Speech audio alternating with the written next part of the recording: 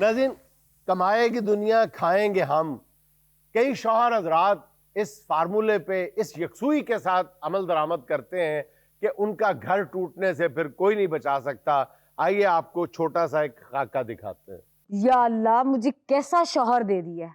4 महीने से विला घर पे बैठा हुआ है, यहीं पे ठोंकता है, यहीं पे खाता है, यहीं पे पीता है, इसी सोफे पे सोता रहता है। पता नहीं कब दिन बदलेंगे मेरे। जनाब, आपसे मुखातिब हूँ। अगर मैं गिर जाता? इन्ना तू चुन्ना काका, बात सुने मेरी। सुन रहा हूँ। आपने इस सोफे का कब्जा कब छोड़ना? ये कोई सोफा या 6 मरले का प्लाट है जिसके ऊपर मैंने कब्जा किया हुआ? वही पूछ रही हूँ कि कितने महीने और इस कोने पे रेस्ट करने का इरादा है आपका? बस इंशाल्लाह जब से मेरी नौकरी स्टार्ट हो जानी है मैंने चले जाना। फिर वो तो होनी नहीं। बीवियां मनूस बातें नहीं करती। अच्छा, तुम ज्यादा मनूस बातें करती हो। जब तुम उठ के कह देती हो ना कि तुम्हारा ये काम नहीं होना, तुम्हारा वो काम नहीं होना, मेरा वो काम नहीं होता जो होना होता है। तुम्हारा कभी कोई काम हुआ भी नहीं। बीवी की दुआ से बंदे को रिस्क मिलता है। मुझे बताएं, क्या कब तक मैंने अपने बाप से, भाइयों से ला ला के पैसे इस घर को चलाना है और तुम्हारा राशन पानी करना है? अब तो सारे मोहल्ले में जब भी मैं अपने बाबा के घर जाती हूँ, लोगों को पता चल गया वो आ गई शोहर के राशन वाली। अगर तुम्हारा बाप तुम्हें खाने के लिए देता है, मुझे नहीं देता, मेरे सर पे एहसान नहीं करता, अपनी बेटी को देता है वो। अच्छा, देता बेटी को है, खाता कौन है? दोनों खाते हैं। हमारे दोनों के खाते, तुम्हारे माँ बाप के घर खुले हुए हैं। वही तो, जैसे मैं अपने बाप के घर जाती हूँ ना, मेरा बाप मेरी शक्ल देखते साथ मुझे बोलता है, हाँ 10 दिए किन्ने और पैसे चाहिए ने। ए हुंदे ने प्यो, ए ना लोगों ने जनता च जाना ही। लोग गरीबों के लिए राशन लेने जाते हैं और मैं दुनिया की वाहिद औरत हूँ जो अपने शौहर का राशन पानी लेने जाती हूँ। अब तो राशन बनाए शौहर मेरी छेड़ बन गई है। छेड़ नहीं जानू, इसको शनाख्त कहते हैं। आज मुझे फाइनल डेट बता दे। पाकिस्तान में जज भी तारीखें दे देते हैं। आज आप भी मुझे तारीख बता दे, किस तारीख से, किस डेट से, किस महीने से आपने काम स्टार्ट करना है। मेरी सेहत किन्नी के छोटी जी है ना, हाथ के डाके मेरा है को 10 किलो का, सनी देवल का 1.5 किलो का हाथ है, ਉਹਨੂੰ ਤਾਰੀਖ नहीं ਦਿੱਤੀ अगले ने। ए वेलियां खा खा के ना ਤੁਹਾਡਾ मुंह सुज गया है। कुछ नहीं किया, अल्लाह ताला ने बरकत डाली हुई है। इसको क्यूट कहते हैं। इसको क्यूट नहीं कहते, इसको नहाने वाले ट्यूब कहते हैं। जुगतां तेन सारियां इछरे नहर ते वालियां याद ने। मैं दुआ कर बस अल्लाह तेरे बंदे नूं काम देवे। सियाणे कहंदे ने कि हर कामयाब बंदे दे पिछे एक औरत दा हत्थ हुंदा।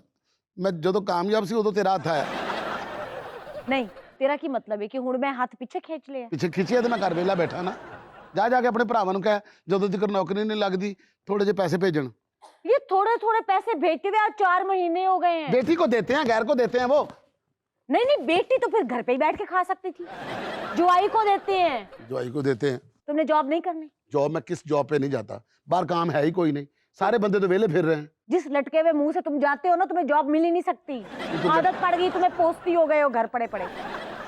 बाहर काम ही कोई नहीं है, सारे लोग वेले हैं। नो, सारी दुनिया के लिए काम है, सारी दुनिया के शौहर कमाते हैं, सिर्फ तुम्हारे लिए काम नहीं है ना। यार शेख रशीद कितना बड़ा आदमी है, किस तरह पिंडी वेला फिरन डे। आप रोटियां लैन जाता, आप बर्फ लैन जाता बेचारा। वो भी तो किसी का पुत्र है ना, वो भी तो किसी मां ने जमया ना। वो दिखावा करता है, उसकी कोई बीवी नहीं है, तुम्हारी बीवी भी है। हाँ सच, इन्ना ही फर्क है ਉਹਦੇ मेरे च।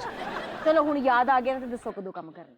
बस दुआ कर, इंशाल्लाह अगले महीने तो शुरू कर देंगे। दुआवां कर करके मेरा तो मुंह टेढ़ा हो गया है, मगर मेरी दुआएं कबूल ही नहीं होती क्योंकि आपकी नीयत नहीं है कबूलियत की। तेरी दुआ नहीं ना कबूल हो रही, ये तो मतलब है तेरे से कोई फाल्ट है। अब मैं इस शर्त पे इस घर में रहूंगी। शर्त नहीं लाई दी गुनाह होंदा है, ते मियां बीवी च शर्त मैं 50 वध नहीं लानी। नहीं, इधर ਤੁਹਾਨੂੰ बड़ा गुनाह ते सवाब याद आ गया। ये ड्रामेबाजी बंद करें। अब मैं इस शर्त पे इस घर में रहूंगी जब तक आप। तुम तो तुझे पाऊं हारू तो पिया तेरी, बस यही शर्त है। ऐसी प्रवीण शाकरत भी है ते तेरी। कैसा बे कि तुसी इतने फिक्के शायर हो गए हो। मेरी गल सुन लो जरा। शायर फिक्के ही हुंदे ने, शायर मिठा कोई भी नहीं हुंदा। ए जिन्ना तुसी बोलण ते जोर लांदे हो, जिन्ना दिमाग इत्थे इस्तेमाल करदे हो, इन्ना तुसी जरा कम काज ते भी ला लो, कोई हाथ हिला लो। तुसी कि माजूर हो गए हो? नहीं, मैं बाहर जिसे भी काम ते जाना ना, आजकल बाहर पैसा नहीं है। साडे पाकिस्तानी रुपये की वैल्यू बहुत घट गई है। मैं चाहना कि मैं कोई ऐसा पैसा कमावा जिहदी वैल्यू होवे। नहीं, जेड़ा डाके नाल आएगा, चोरी नाल आएगा, या लोगों को मांग मांग के आएगा जेड़ा तुसी खा रहे हो। मेरी बात सुनो, अब मैं सिर्फ इस शर्त पे यहाँ पे रहूंगी, जब तक तुम्हारी जॉब नहीं लगती तुम घर के सारे काम मेरे साथ आधे आधे करवाओगे। मसलन कपड़े मैं अगर मैं काम करावांगा तो इस घर च रवेंगी तू जी, अगर मैं नहीं करावांगा तो ये घर छड़ के चली हाँ जाएगी। बिल्कुल। चल 10 कपड़े मैं इकट्ठे करूंगी। अच्छा। मशीन आप लगाएंगे। ओके। सब्जी मैं काटूंगी, सालन आप बनाएंगे, अच्छा और पूरे घर में झाड़ू मैं लगाऊंगी, टपड़ियां आप लगाएंगे, अच्छा।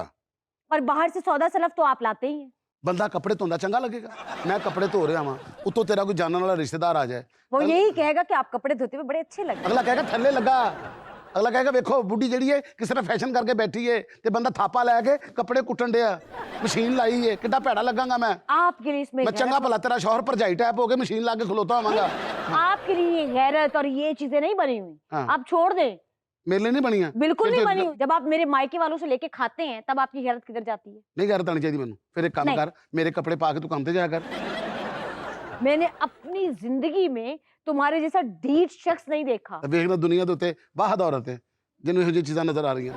नहीं, मुझे एक बात बताओ, ਹਾਂ जब तक तुम सोफे का ये कॉर्नर वाला प्लाट छोड़कर बाहर नहीं जाओगे ਲਓ, काम ਇਹ ढूंढने, ਤੇਰੇ ਕਹਿਣ ਤੇ ਮੈਂ ਕਾਰਨਰ ਛੱਡ ਦਿੱਤਾ, ਇਹ ਮੈਂ ਸੈਂਟਰ ਜਾ ਗਿਆ। ਤੇ ਹੁਣ ਬਾਹਰ ਵੀ ਜਾਓ, ਕੋਈ ਕੰਮ ਲੱਭੋ। ਬਾਹਰ ਮੈਂ ਕਿੱਥੇ ਜਾਵਾਂ, ਮੇਰਾ ਵੀਜ਼ਾ ਨਹੀਂ ਲੱਗਦਾ। ਤੁਸੀਂ ਕਿਸੇ ਦੁਕਾਨ ਤੇ ਬਾਹਰ ਸੇਲਸਮੈਨ ਲੱਗ ਜਾਓ।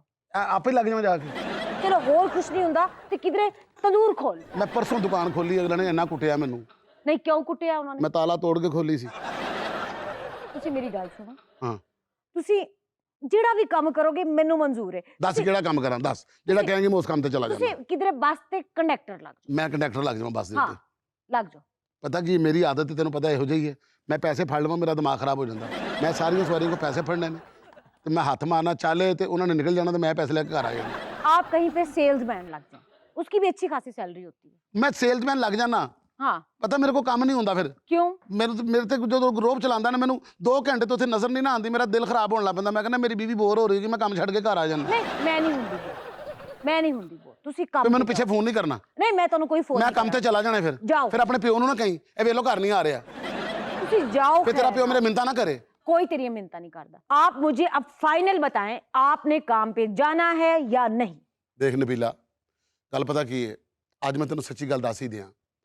ਯਾਦ ਹੈ ਪਰਸੋਂ ਮੈਂ ਜਦੋਂ ਕੰਮ ਤੇ ਗਿਆ ਸੀ ਤੇ ਸਾਡੇ ਦਫ਼ਤਰ ਦੇ ਨਾਲ ਹੀ ਇੱਕ ਬਜ਼ੁਰਗ ਬੈਠਦੇ ਨੇ, ਲੋਕਾਂ ਦੇ ਚਿਹਰੇ ਪੜ੍ਹਦੇ ਨੇ, ਮੱਥਾ ਦੇਖ ਕੇ ਦੱਸ ਦਿੰਦੇ ਨੇ। ਮੈਂ ਵੀ ਅੰਦਰ ਚਲਾ ਗਿਆ, ਮੈਨੂੰ ਕਹਿੰਦੇ ਪੁੱਤਰ ਤੈਨੂੰ ਗੱਲ ਕਰਾਂ ਕਿ ਬੁਰਾ ਤਾਂ ਨਹੀਂ ਮਨਾਏਗਾ? ਮੈਂ ਕਿਹਾ ਨਹੀਂ ਬਾਬਾ ਜੀ। ਕਹਿੰਦਾ ਪੁੱਤਰ ਜ਼ਿੰਦਗੀ 'ਚ ਕੰਮ ਬਹੁਤ ਘੱਟ ਕਰੀ। ਕਿੱਡਾ ਤੂੰ ਖੁਸ਼ਕਿਸਮਤ ਹੈ, ਬੁੱਢੀ ਵੀ ਤੈਨੂੰ ਤੇਰੇ ਮਤਲਬ ਦੀ ਲੱਭੀ ਤੇ ਬਾਬਾ ਵੀ ਤੈਨੂੰ ਤੇਰੇ ਮਤਲਬ ਦਾ ਹੀ ਲੱਭ ਗਿਆ। ਦੇਖ ਮੈਂ ਆਸਾਨ ਫਰਾਮੋਸ਼ ਨੇ, ਸਹੁਰੇ ਵੀ ਮਤਲਬ ਦੇ ਲੱਭੇ ਮੈਨੂੰ। ਇਸ ਤਰ੍ਹਾਂ ਦੇ ਸਹੁਰੇ ਲੱਭਦੇ ਨਹੀਂ ਕਿਸੇ ਨੂੰ। ਮੈਨੂੰ ਬਾਬਾ ਜੀ ਨੇ ਕਿਹਾ ਕਿ ਪੁੱਤਰ ਜਿਸ ਦਿਨ ਤੂੰ 5 ਲੱਖ ਰੁਪਇਆ ਕਮਾ ਲਿਆ ਨਾ, ਉਸ ਦਿਨ ਤੇਰੀ ਬੀਵੀ ਦੀ ਡੈਥ ਹੋ ਜਾਣੀ ਹੈ। ਤੁਸੀਂ 4 ਲੱਖ ਤੇ 90,000 ਕਮਾ, ਪੂਰਾ 5 ਲੱਖ। ਤੇ ਜੇ ਕਿਸੇ ਨੇ 10,000 ਦੀ ਟ੍ਰਿਪ ਦੇਤੀ ਵਿੱਚ ਫੇਰ ਤੁਸੀਂ ਫਿਰ ਲੈ ਲੈਣਾ, ਕੋਈ ਗੱਲ ਨਹੀਂ। ਤੂੰ 10 ਲੱਖ ਕਮਾ ਕੇ ਆ, ਮੈਨੂੰ ਮਾਰਦੀ ਮਾਰਾਂ। ਬਾਬੇ ਕੋ ਗਈ ਸੀ। ਤੈਨੂੰ ਕਿਸ ਤਰ੍ਹਾਂ ਪਤਾ ਕਿ ਮੈਂ ਗਈ ਸੀ? ਇਹ ਗੱਲ ਬਾਬੇ ਨੂੰ ਵੀ ਗਈ ਸੀ ਮੈਨੂੰ।